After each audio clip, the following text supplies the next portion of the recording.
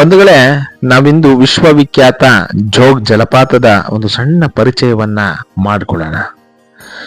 ಜೋಗದ ಸಿರಿ ಬೆಳಕಿನಲ್ಲಿ, ತುಂಗೆಯ ತೆನೆ ಬಳುಕಿನಲ್ಲಿ, ಸಹ್ಯಾದ್ರಿಯ ಲೋಕದದಿರ ಉತ್ತುಂಗದ ನಿಲುಕಿನಲ್ಲಿ, ನಿತ್ಯ ಹರಿದ್ವರ್ಣವನದ ತೇಗ ಗಂಧ ತರುಗಳಲ್ಲಿ ನಿತ್ಯೋತ್ಸವ ತಾಯಿ ನಿತ್ಯೋತ್ಸವ, ನಿನಗೆ ನಿತ್ಯೋತ್ಸವ ತಾಯಿ ನಿತ್ಯೋತ್ಸವ ಎಂಬ ನಿಸಾರ್ ಅಹಮದ್ದರ ಕವಿತೆಯ ಸಾಲುಗಳಂತೆ ಈ ಜೋಗದ ಸಿರಿಯನ್ನು ನಾವೆಲ್ಲ ಕಣ್ತುಂಬಿಕೊಳ್ಳಬಹುದಾಗಿದೆ. ಶರಾವತಿಯ ನದಿಯ ಒಂದು ವೈಭವದ ಧುಮ್ಮುಕುವಿಕೆಯ ಮೂಲಕ ಜೋಗ್ ಜಲಪಾತ ಸೃಷ್ಟಿಯಾಗಿರುವುದನ್ನ ಗಮನಿಸಬಹುದಾಗಿದೆ.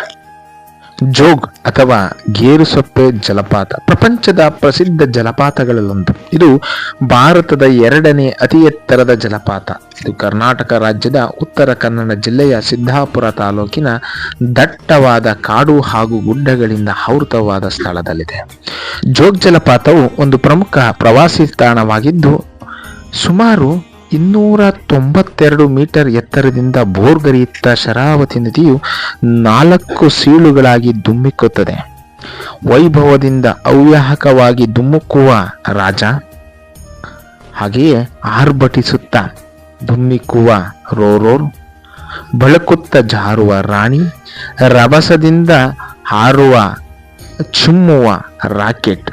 ಜೋಗ್ಗೆ ನಾವು ಆಗಮಿಸಿದಾಗ ಇಲ್ಲಿ ಸಹ್ಯಾದ್ರಿಯ ಬನಸಿರಿಯ ಸೌಂದರ್ಯ ಪ್ರತಿಯೊಬ್ಬ ಪ್ರವಾಸಿಗನ ಮನಸ್ಸನ್ನ ಉಲ್ಲಾಸಗೊಳಿಸುವುದನ್ನು ಕಾಣಬಹುದಾಗಿದೆ. ಅಷ್ಟೇ ಅಲ್ಲದೆ ಜೋಗ್ ಜಲಪಾತ ಪ್ರತಿಯೊಬ್ಬ ವ್ಯಕ್ತಿಯು ಜೀವನದಲ್ಲಿ ನೋಡಬೇಕಾಗಿರ್ತಕ್ಕಂಥ ಒಂದು ಪ್ರವಾಸಿ ತಾಣ. ಅದರಿಂದಲೇ ನಮ್ಮ ಕನ್ನಡ ನಾಡಿನ ಶ್ರೇಷ್ಠ ಕಲಾವಿದರಾಗಿರ್ತಕ್ಕಂಥ ರಾಜ್ಕುಮಾರ್ ಅವರು ತಮ್ಮ ಹಾಡಿನಲ್ಲಿ ಮಾನವನಾಗಿ ಹುಟ್ಟಿದ ಮೇಲೆ ಏನೇನು ಕಂಡೆ, ಸಾಯೋದ್ರೊಳಗೆ ಒಮ್ಮೆ ನೋಡು ಜೋಗಾದ್ ಗುಂಡಿ ಅಂತ ಹೇಳಿರ್ತಕ್ಕಂತಹ ಒಂದು ಸಾಲನ್ನು ಕೂಡ ನಾವಿಲ್ಲಿ ಸ್ಮರಿಸಿಕೊಳ್ಳಬಹುದಾಗಿದೆ. ಹಾಗೆ ಜೋಗ್ ಜಲಪಾತಕ್ಕೆ ಆಗಮಿಸತಕ್ಕಂತಹ ಪ್ರವಾಸಿಗರಿಗೆ ಉಳಿದುಕೊಳ್ಳಲು ಸರ್ಕಾರಿ ಬಂಗಲೆಗಳ ವ್ಯವಸ್ಥೆಯನ್ನು ಕಾಣಬಹುದಾಗಿದೆ.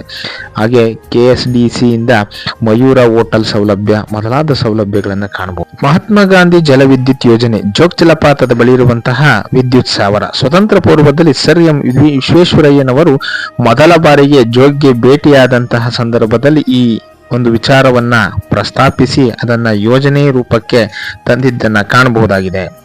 ಇತ್ತೀಚಿನ ದಿನಗಳಲ್ಲಿ ಜೋಗ್ ಜಲಪಾತದ ಒಂದು ಸೌಂದರ್ಯವನ್ನ ವೃದ್ಧಿಪಡಿಸಲು ಮತ್ತೆ ಅದರ ಸುತ್ತಮುತ್ತಲಿನ ವಾತಾವರಣವನ್ನ ಅತ್ಯಂತ ವೈಭವೀಪೂರಿತವಾಗಿ ಕಾಣುವಂತೆ ಮಾಡಲು ಸರ್ಕಾರ ಮನಸ್ಸು ಮಾಡಿದೆ. ಇದು ನಿಜವಾಗ್ಲೂ ಕೂಡ ಆಶಾದಾಯಕವಾದಂಥ ಆದರ್ಶದಾಯಕವಾದಂಥ ವಿಚಾರವಂತೆಲ್ಲ ಹೇಳ್ಬೋದು.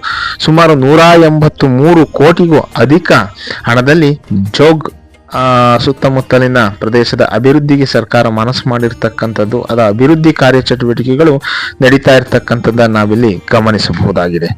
ಮುಂದಿನ ದಿನಗಳಲ್ಲಿ ಜೋಗ್ ಜಲಪಾತ ಮತ್ತಷ್ಟು ತನ್ನ ಹಿರಿಮೆಯನ್ನು ಹೆಚ್ಚಿಸಿಕೊಳ್ಳುವುದರಲ್ಲಿ ಅನುಮಾನವೇ ಇಲ್ಲ ಅಂತ ಹೇಳಿ ನಾವು ಈ ಎಲ್ಲ ಅಭಿವೃದ್ಧಿ ಕಾರ್ಯಗಳ ಮೂಲಕ ಗಮನಿಸಬಹುದಾಗಿದೆ.